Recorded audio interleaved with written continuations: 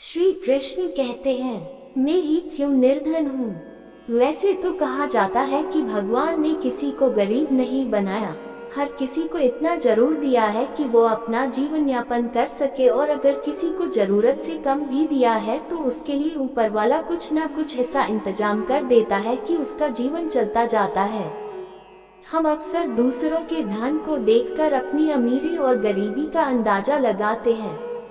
हमारे पास 10 रुपए हैं और सामने वाले के पास 100 हैं, तो हम खुद की नजरों में गरीब हो जाते हैं और दूसरा व्यक्ति अमीर।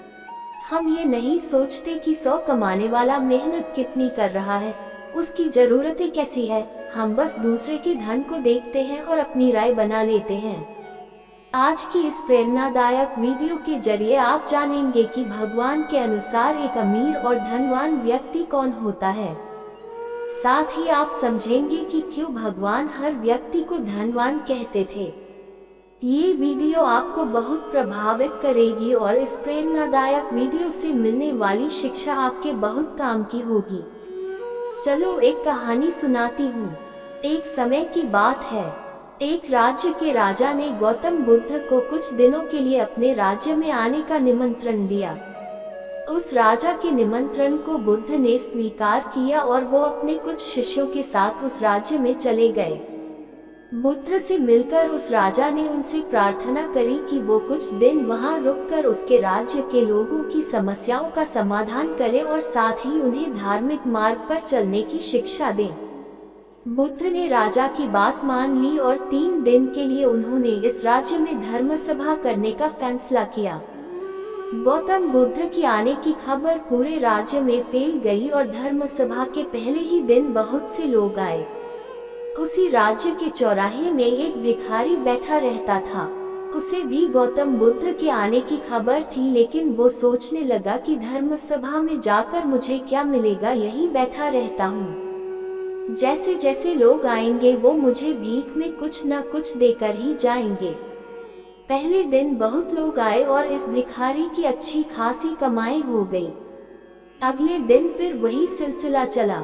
भीख मांगने के साथ साथ भिखारी ने ये भी देखा कि धर्म सभा में जाते वक्त लोग दुखी और उदास से होकर जा रहे हैं और उसे कुछ देकर भी नहीं जाते, लेकिन जब वो बुद्ध से मिलकर वापस आते हैं तो काफी खुश दिखते हैं और खुशी खुशी भीख भी देकर जाते हैं। यही सोचते सोचते दूसरा दिन भी निकल गया। तीसरे दिन बहुत कम लोग आए तो भिखारी परेशान हो गया। उसकी कमाई नहीं हुई। उसने सोचा कि बुद्ध सबकी समस्याओं का उपाय दे ही रहे, तो क्यों ना मैं भी उनके पास जाऊं और अपनी इस निर्धनता को दूर करने का उपाय पूछूं। ऐसा सोचकर वो भी धर्म सभा में चला गया, लेकिन वहां लंबी लाइन लगी थी। बड़ी मुश्किल से उसका नंबर आया। बुद्ध के पास पहुंचकर उसने प्रणाम किया और बोला, भगवान, इस गांव में सभी लोग खुश हैं और सभी धन सुविधा से संपन्न है, फिर मैं ही निर्धन क्यों हूँ। उस भिखारी को देखकर भगवान बुद्ध बोले, तुम निर्धन इसलिए हो क्योंकि तुम हमेशा दूसरों से मांगते रहते हो, लेकिन कभी किसी को कुछ देते नहीं।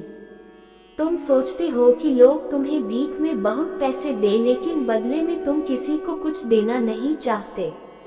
ऐसा सुनकर वो भिखारी बड़ी हैरानी से बोला, भगवान, मैं क्या लोगों को कुछ दूंगा, मेरा तो खुद का गुजारा भीख मांग कर चलता है, मेरे पास देने को है ही क्या। बुद्ध कुछ देर के लिए मौन हो गए और थोड़ा देर रुकने के बाद बोले, तुम बहुत मूर्ख हो। किसी को देने के लिए या दूसरों के साथ बांटने के लिए ऊपर वाले ने तुम्हें और हम सभी को बहुत कुछ दिया है। मुस्कुराहट दी है जिसे तुम दूसरों के साथ बांटकर उनमें आशा और उम्मीद जगा सकते हो। आवाज दी है जिससे तुम मीठे शब्द बोलकर लोगों की तारीफ कर सकते हो। 2 हाथ दिए हैं जिनसे तुम दूसरों की मदद कर सकते हो।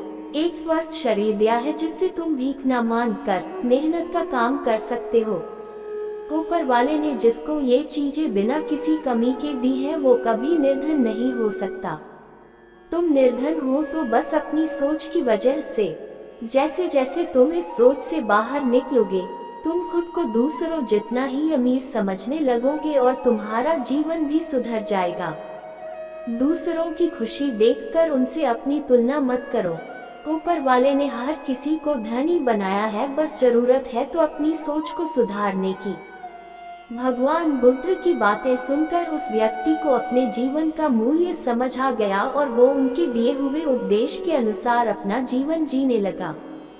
सीख जो हमें इस वीडियो के जरिए मिलती है, हम सभी लोग जब दूसरों से अपनी तुलना करते हैं या दूसरों को खुश देखते हैं तो हमें लगता है कि हमारा ही जीवन खराब है और बाकी सब मजे में है। हम कभी अपने जीवन की अच्छी चीजों पर ध्यान नहीं देते। हम कभी ये नहीं सोचते कि भगवान ने हमें एक स्वस्थ शरीर दिया है जो कि सबसे मूल्यवान चीज है। आप भले कि कितने अमीर हो, अगर आपका शरीर काम का ना रहे तो वो पैसा भी किसी काम नहीं आता। और दूसरी तरफ अगर आप गरीब भी हैं लेकिन आपका शरीर एकदम स्वस्थ है तो आप अपने आप में एक अमीर व्यक्ति हैं। एक स्वस्थ शरीर पैसों से कितना ज्यादा जरूरी है, कोरोना काल में हम सब देख ही चुके हैं। आई होप आपको हमारी वीडियो पसंद आई होगी, तो चैनल को सब्सक्राइब करें और वीडियो को लाइक शेयर करें अपने दोस्तों के साथ। धन्यवाद।